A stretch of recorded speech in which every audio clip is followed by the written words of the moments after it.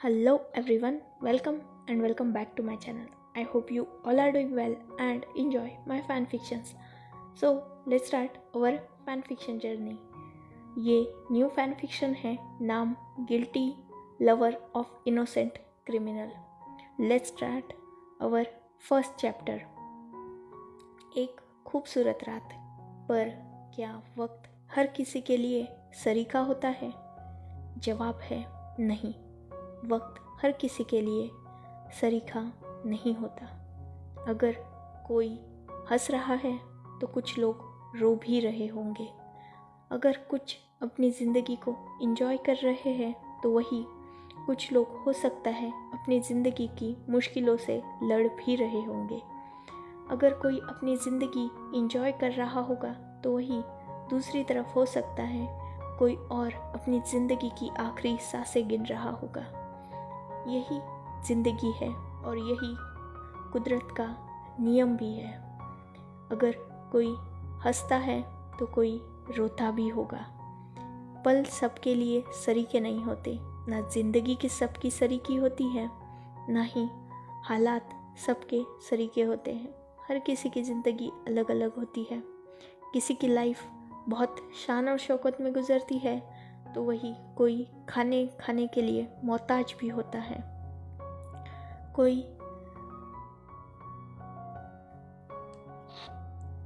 अगर कोई अपनी ज़िंदगी बहुत आराम से बिताता है तो वही कोई और अपनी ज़िंदगी जीने के लिए स्ट्रगल भी करता है.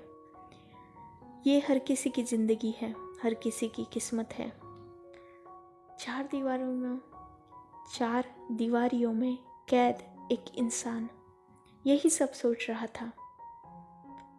उस चांदनी रात में उस चांद को देखते हुए, पर उस चांद के और उस इंसान के बीच में एक छोटी सी विंडो थी जिस पर लोहे की सलाखें लगी हुई थी. वो सलाखें उस इंसान को जैसे चिढ़ा रही हो कि तुम कैदी हो उन चार दीवारियों में, जिसे आम भाषा में लोग जेल कहते हैं. और वो इंसान उस जेल का कैदी था. वो एक प्रिजनर था. इन चार दीवारियों ने उसे बहुत कुछ सिखा दिया था अपनी ज़िंदगी में. बहुत छोटी उम्र में वो कैदी बन चुका था और अब इन चार दीवारियों में कैद था. उसने बहुत हार्ड टाइम देखा था अपनी ज़िंदगी में और उसे लगता था कि बस यही वक्त और उसके बाद वो एक आज़ाद ज़िंदगी जिएगा. वही दूसरी तरफ बहुत वक्त गुजर चुका था. ऐसे ही एक खूबसूरत जंगल, बीचों बीच एक खूबसूरत मैंशन, बहुत बड़ा सा. आसपास बहुत शांति थी. मैंशन के अंदर का नज़ारा भी कुछ अलग नहीं था. अंदर पूरी तरह से सन्नाटा था. बस कुछ आवाज़ थी जो उस सन्नाटे को चीर रही थी. शायद लोहे की आवाज़ थी.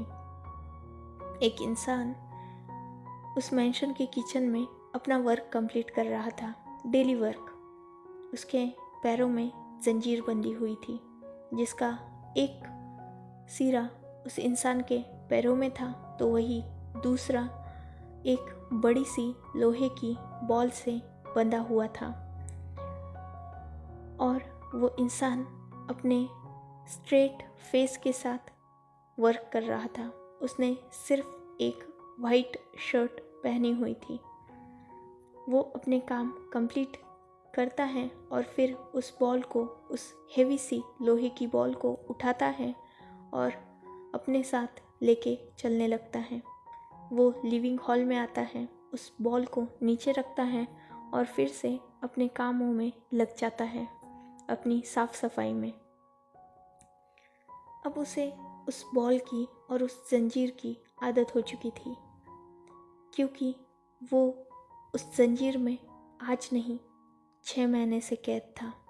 उसे उस बॉल के साथ अब कंफर्टेबल लगने लगा था, क्योंकि ऑब्वियसली अगर कोई चीज़ हमसे लगातार जुड़ी हो तो उस चीज़ के साथ जीने की इंसान को आदत तो हो ही जाती थी। और 6 महीने बहुत लंबा वक्त था उसे उस बॉल के साथ कंफर्टेबल होने में। भले ही अभी भी उसे मुश्किल होती थी क्योंकि उस बॉल का वेट बहुत हैवी था, पर फिर भी उसे अब उस बॉल के साथ जीना सीखना ही होगा। उसे उस बॉल के साथ ज़िंदगी जीने की आदत डालनी ही होगी क्योंकि अब यही तो उसकी ज़िंदगी है। इसीलिए उसने उस बॉल को एक्सेप्ट कर लिया था और उसे अपनी लाइफ में एक अच्छी सी जगह भी दे दी थी। वो जंजीर जो उस बॉल से बंधी हुई थी वो ज़्यादा लंबी नहीं थी पर ज़्यादा छोटी भी नहीं थी, ठीक ठाक लेंथ थी उसकी। और वो इंसान उसी बॉल को अपने वर्क प्लेस पर रखता था, आसपास का काम करता था, फिर से उस बॉल को उठाता था, दूसरी तरफ रखता था, वहाँ काम करता था और ऐसे ही दिन बीत रहे थे और 6 महीने बीत चुके थे। ऐसे ही उसकी लाइफ चल रही थी। अब तो वो जंजीर भी उसके पैरों में निशान बना चुकी थी। अपने एग्जिस्टेंस का उसने उस इंसान के पैर पर बहुत अच्छे से छाप छोड़ दी थी। अब तो वो जंजीर भी क्लेम कर सकती थी कि ये इंसान उसका कैदी है और वो बॉल भी। खैर, ऐसे ही वो सारा वर्क कंप्लीट करता है, सुबह से दोपहर, दोपहर से शाम, और अब रात होने में आई थी। उसने डिनर भी प्रिपेयर कर लिया था और अब सबसे मुश्किल काम था, जिस काम से उस इंसान को बहुत ज़्यादा परेशानी होती थी, वो थी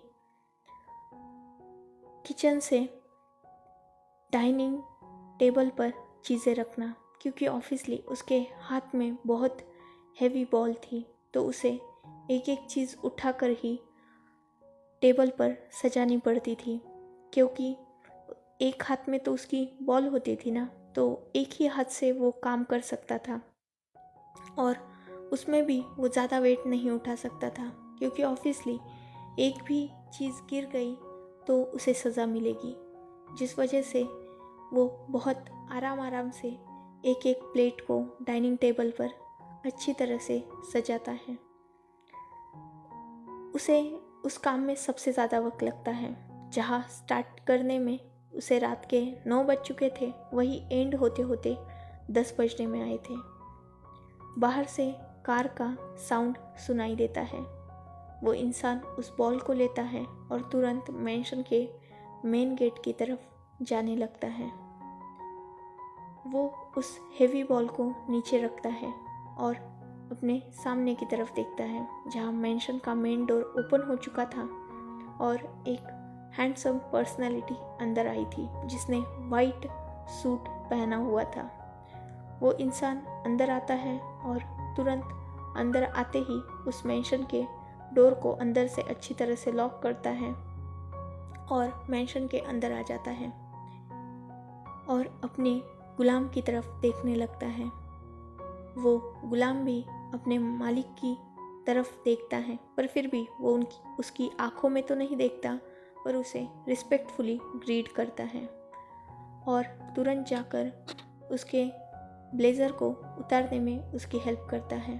ब्लेज़र को उतारने के बाद वो उसे अपने शोल्डर पर रखता है और उस इंसान के सामने आकर उस इंसान की टाई को खोलने लगता है।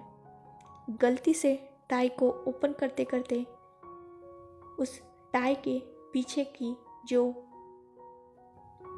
रोप थी वो खींची जाती है और वो टाई लूज होने की जगह टाइट हो जाती है उस इंसान के गले पे। वो इंसान जो उस गुलाम का मालिक था, वो तुरंत उस टाई पर अपना हाथ रखता है, उस टाई को लूज करता है और सामने वाले इंसान को एक ज़ोर से स्लैप करता है। वो गुलाम उस स्लैप को हैंडल नहीं कर पाता और नीचे ज़मीन पर गिर जाता है। वांग जी नीचे झुकता है और विंग के गले को टाइटली पकड़ता है और कहता है, सज़ा तो मिलेगी। इतना बोलकर वो खड़ा हो जाता है। वांग जी की आवाज़ सुनकर विंग बहुत डर चुका था।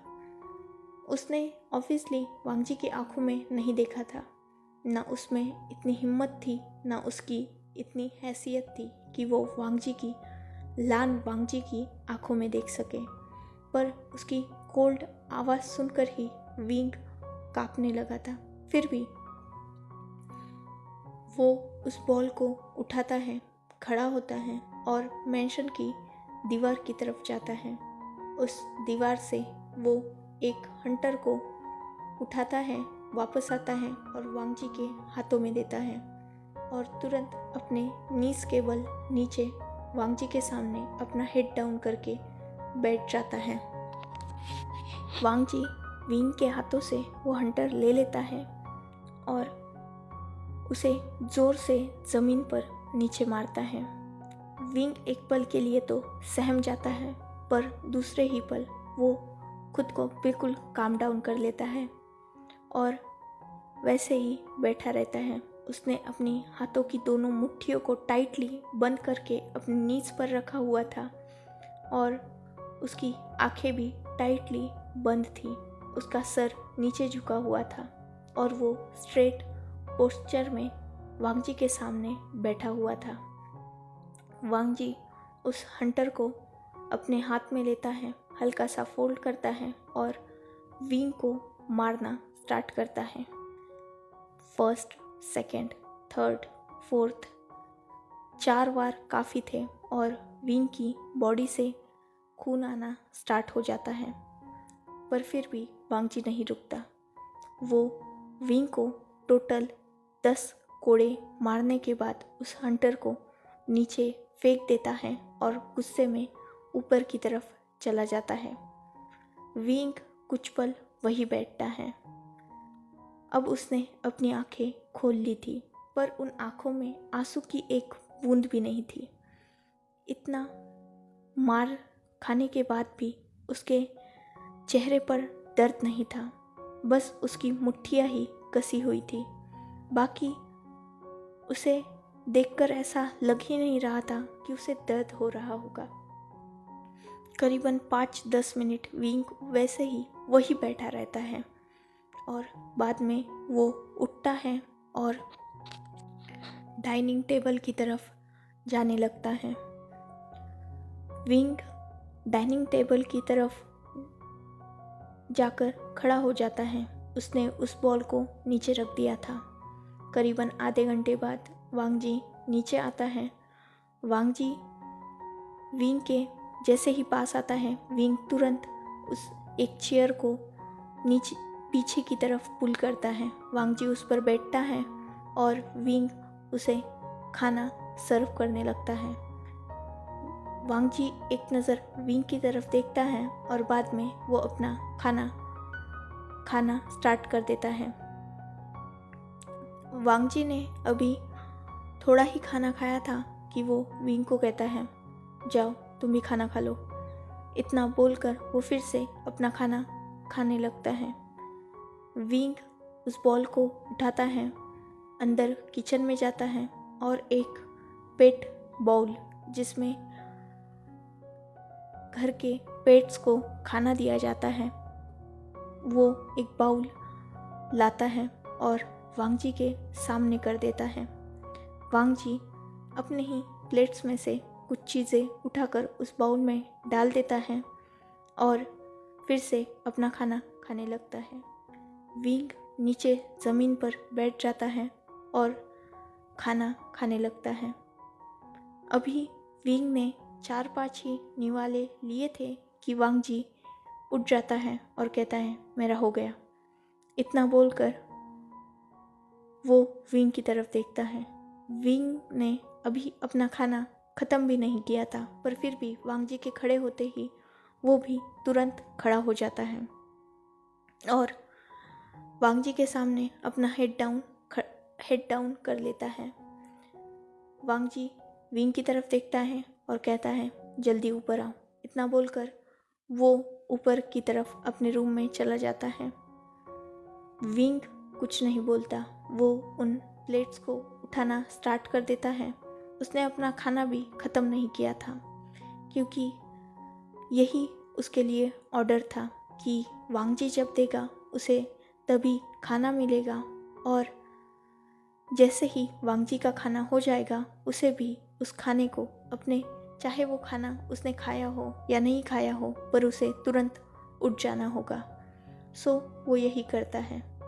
वो उठता है और उन सारे मेस को जल्दी जल्दी क्लीन करता है और ऊपर वांगजी के रूम में चला जाता है। वो वांगजी के रूम के बाहर खड़ा होता है, 2 बार नॉक करता है और डोर को ओपन कर देता है। वो एक नज़र वांगजी की तरफ देखता है, जो बेड पर शांति से बैठकर कोई किताब पढ़ रहा था। वो तुरंत अपना हेड डाउन करता है और फिर से उस बॉल को अपने हाथ में लेकर ही बाथरूम की तरफ चला जाता है।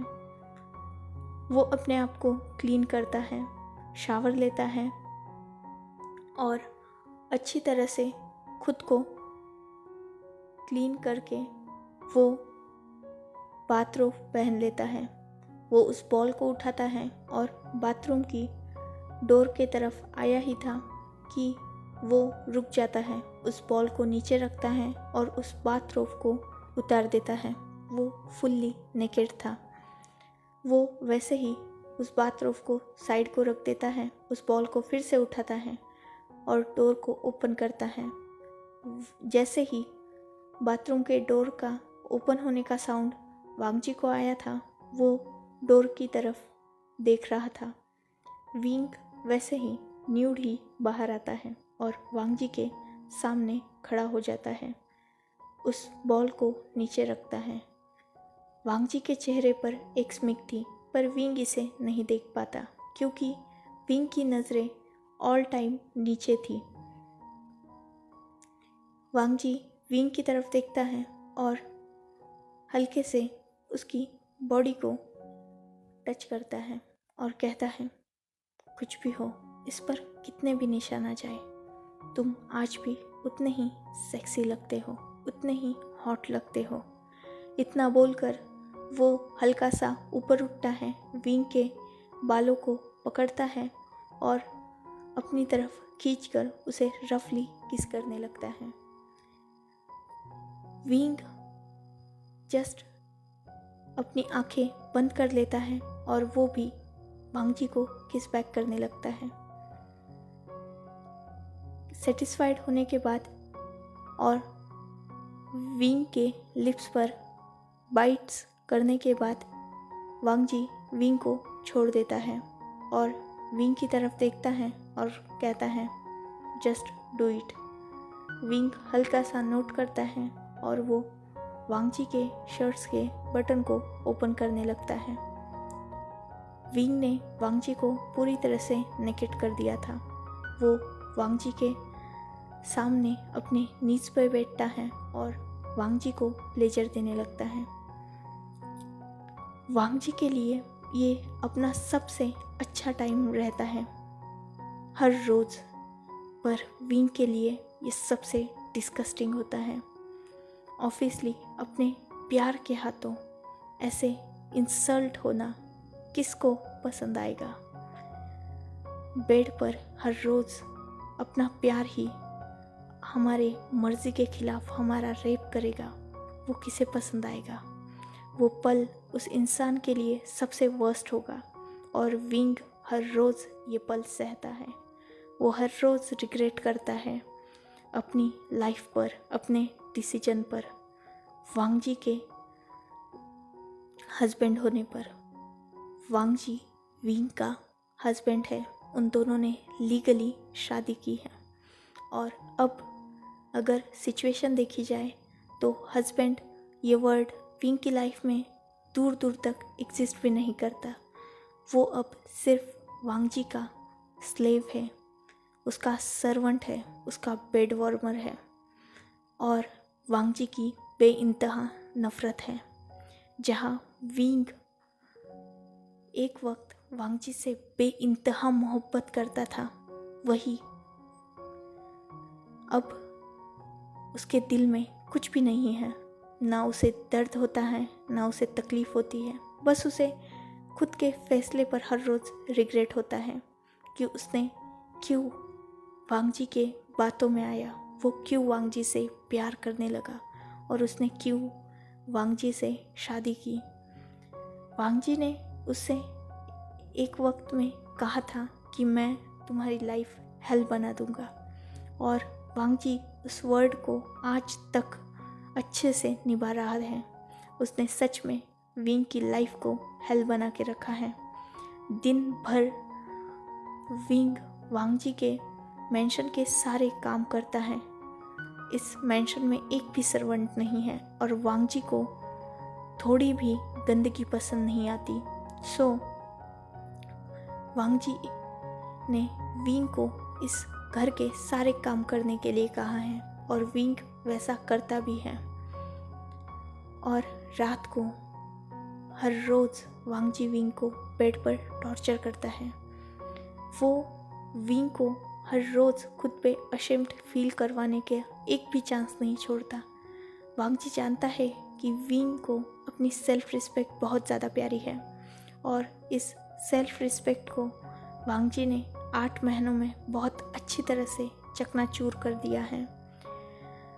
वांगजी विंग को हर रोज़ मजबूर करता है कि वो उसे प्लेजर दे, क्योंकि वो जानता है कि इस बात से विंग सबसे ज़्यादा नफ़रत करता है और वांगजी इस बात पर सबसे ज़्यादा प्राउड करता है, क्योंकि उसे पसंद आता है विंग का वो लुक जब वो वांगजी को प्लेजर करता है। वो जानता है कि विंग हर रोज़ टूटता है, हर रोज़ तिनकों में बिखरता है, फिर भी वांगजी को ये सब करने में बहुत मज़ा आता है। और विंग वो तो कब का पूरी तरह से बिखर चुका है। अब उसमें कुछ भी नहीं बचा, कुछ भी नहीं। जो प्यार था वो तो शायद कब का ख़त्म हो चुका है और अब सिर्फ रिग्रेट है, गिल्ट है और सज़ा है जो वांगजी से उससे हर रोज़ मिलती है। वांगजी को दिन में विंग को बीट करने की बस वजह चाहिए होती है, बस एक छोटी सी गलती, और वांगजी विंग को जानवरों की तरह मारता है। और ऐसे ही विंग के बॉडी पर बहुत सारे कट्स हैं, बहुत सारे ब्रूजेस हैं, बहुत सारे मार्क्स बन चुके हैं। फिर भी इतना सब कुछ करने के बाद भी वांगजी सेटिस्फाइड नहीं होता और वो विंग को हर रोज़ बेड पर भी अच्छी तरह से यूज़ करता है। वो हर रोज़ विंग को टुकड़ों में तोड़ता रहता है और विंग टूटता रहता है बिना किसी आवाज़ के। खामोशी से वो वांगजी के हर एक दर्द को, हर एक जुल्म को शांति से सहता है। पिछले 6 महीनों से शायद ही विंग ने अपने मुंह से एक आवाज़ भी निकाली होगी। उसे आदत हो चुकी है इस सब दर्द की, इन सब तकलीफ़ों की, वांगजी के इस टॉर्चर की, और वो हर रोज़ इस टॉर्चर को सहता भी है बिना किसी सवाल के, बिना किसी जवाब के, बिना किसी प्यार के और बिना किसी नफ़रत के। अब उसका दिल बहुत कमज़ोर हो चुका है। इनफैक्ट वो टूट चुका है, पूरी तरह से टूट चुका है। उसमें कोई भी फीलिंग्स नहीं है। वो पहले जो वांगजी से प्यार करता है, अब तो वो खुद को इस लायक भी नहीं समझता कि वो वांगजी से नफ़रत भी कर पाए। वो वांगजी से नफ़रत भी नहीं करता। उसमें बस अब एक ही सोच रखा है, विंग ने एक ही चीज़ को ठान रखा है कि वांगजी उसे ऐसे ही ट्रीट करने वाला है और उसे ज़िंदगी भर ऐसे ही जीना होगा, अपनी आखिरी सांस तक। वो तो बस अब अपनी मौत का इंतज़ार कर रहा है, पर उसका बैड लक कि वांगजी उसे मरने भी नहीं देता। यही सब चल रहा है विंग की लाइफ में।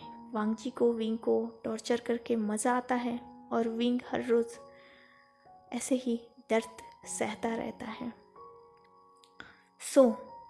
ये न्यू एफएफ है। आप लोगों को अगर पसंद आ रहा होगा तो मुझे कमेंट सेक्शन में बताना, और ये भी बताना कि मैं इसे कंटिन्यू करूँ या ना करूँ। ये थोड़ा पेनफुल है थोड़ी अलग स्टोरी लाइन है पर फिर भी हैप्पी एंडिंग है। सो मुझे बताना कि मैं इसे क्लियर करूँ, मतलब कंप्लीट करूँ या नहीं। Enough for today, let's take a break, next chapter in next video. If you like my fan fictions, like, comment and subscribe my channel. Hopefully you all are enjoying this journey. Goodbye, take care, enjoy your beautiful life.